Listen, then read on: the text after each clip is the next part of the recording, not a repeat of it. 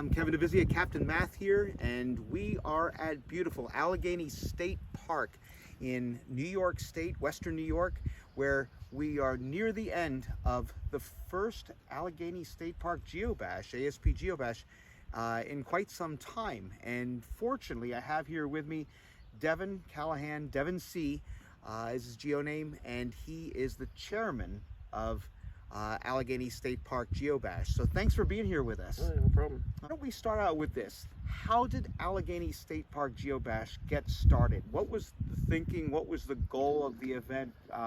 What brought it into being? A group of several geocaching groups got together and decided they wanted to have a picnic in the park here, and they had it on the other side of the park, Quaker side of the park. We're on the Red House side now, where bash happens now, just because of facilities available. That first picnic was a pretty large picnic, you know, and I don't think mega events really existed back then. Right. I think they came to fruition the next year, because the next year they got a mega status on the event, and it's been that way ever since. Has the fact that mega status became a thing later, did that have any impact on your planning, on your goals? How important was that mega status to what ASP Geobash was versus what started out to be? We always strive to try to maintain the minimum requirement to maintain the mega status. I mean, it's in the back of our minds, because it's important to have that mega status so that people see that mega and they want to come. Right. They want to come get that icon, you know. Yeah. So that's we try to pay attention to those minimums, like a minimum number of people to get in here. So we have to advertise. I mean, you know, advertise for a picnic in the park, which it started out as, you know.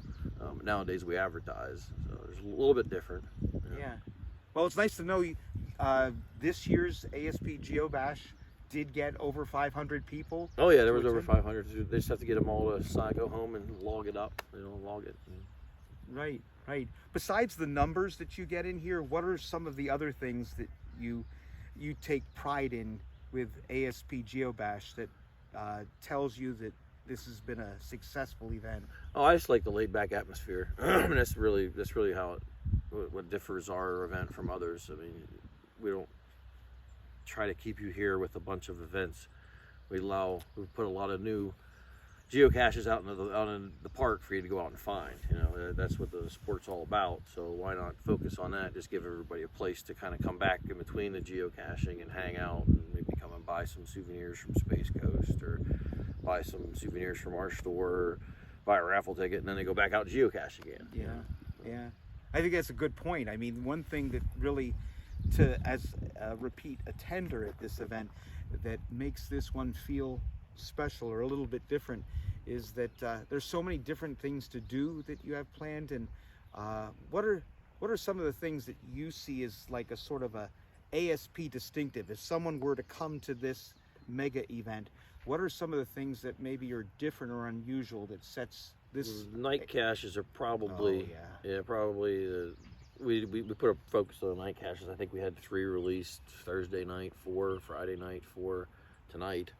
I think it's 4 more tonight. So nice. Yeah, so it's we offer the 24-hour caching experience here. I mean, it's a nice big park, and why not? Why only cache during the daytime? You know. Yeah. One of the things that also maybe on the unfortunate end for ASP that kind of sets you apart is when COVID came in, the pandemic, and it started to hit everybody's events. All the annual events were being affected. Hit us in one of the 2020. first to get hit. Yeah. That's right. You were the first, but the unique thing is, in a bad way, I suppose, is you got hit with it on the front end and on the back end. So you had 2 years lost to this. What impact does that make in your planning and in the continuity that you guys deliver here in this event? It was tough. I mean, obviously we had designed our GeoCoin already, and it had ASP Geobash 2020 on it. And luckily we'd only gone as far as having mint samples made. So now there's a dozen mint samples out there that are probably collector's items to people. But we had to pay for die fees to get the dies changed to get rid of ASP 2020, because we just took a date off completely at that point. good move because we had to cancel the next year. You know, so it was a good move that we just kept the date off completely. So, but one of the other distinctives maybe that you didn't mention that I think is kind of distinctive is when you arrive at this event, one of the first events that many of your attendees have is the Friday night bonfire. And that kind of sets a tone, I think, for the whole thing. What goes on at this bonfire? Tell our audience like what they could expect to see if they come first time to ASP. Just a relaxing bonfire, and this nice little setting we have here. We give away door prizes. People can cook mountain pies or use the kitchen and cook whatever they want. It's potluck. People can bring stuff to eat. It's just a laid back. It's the beginning of the whole laid back weekend. Yeah. It's I'm not sure how better to describe it. It's just a nice relaxing bonfire. Yeah, definitely something that I think all of us attendees enjoy. In fact, actually, it's got to be a very popular event. Yeah, it's yeah. On the back end of all that too is the bookend, I guess you could say, is the last event that they experience here before they leave, is Pancake Breakfast. So has that been a staple of this since the beginning? That has been, I believe, that has been has been an event since the very first one. With the committee just gets together and buys supplies to cook for everybody, cook breakfast, pancakes and sausage. So yeah, this will be the 15th time we've done that. So wow, this is a community celebration event this year. Oh, nice. You've got the night caches, you got the bonfires, you got all the fun here. What are some other things that an attendee here can enjoy, whether they're distinctive or different for you guys, or some of the things you enjoy delivering? Well, a lot of people don't have access to people like vendors like Space Coast. You know, they can see their wares online, but to actually physically touch it and be able to purchase it, and that's a good thing. For people that don't go to a lot of megas. There's people that go to like 3 or 4 megas a year. They see them all the time, so it's not. But if you're just a regional cacher and you're just coming to this is your mega event for the year, that's your access to see them and other vendors and whatnot. Some of the things that you're thinking may be things that you might be looking to add in for next year, and even theme, because you announced the theme today. Yeah, we have every year we announce a new mascot. It's always a animal that's found in the park.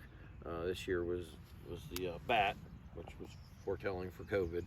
Yeah. That's our bad luck. but that was a bad choice of mascot, but it worked out in the end. And then now we've chosen the osprey for next year. So another winged creature. Yeah, hopefully we're not going to see any like osprey related viruses going around. Yeah. Right. So one of the things you've had in the past were some programs for people coming in, especially like people of all different backgrounds in geocaching. And that didn't happen this year, but yeah, we did have a reviewer Q&A this year, where we actually had a couple of reviewers from the area come and sit around the bonfire area and just discuss geocaching placement. So that's a real popular event every time we do that, and hopefully they'll continue to do that next year. We've done in the past, we've done geocoin design seminars with Chris Mackey. Nice. So that's probably something. We took a year off of it this year. We'll probably add it back in again next year. Stuff like that. It's just we'll probably more programs for people to see. All right. But like I said, not too many, because we want people to enjoy the outdoors, to come here, see us for a little while, and go out and get the dozens of caches that we've put into the park for them. So. Excellent.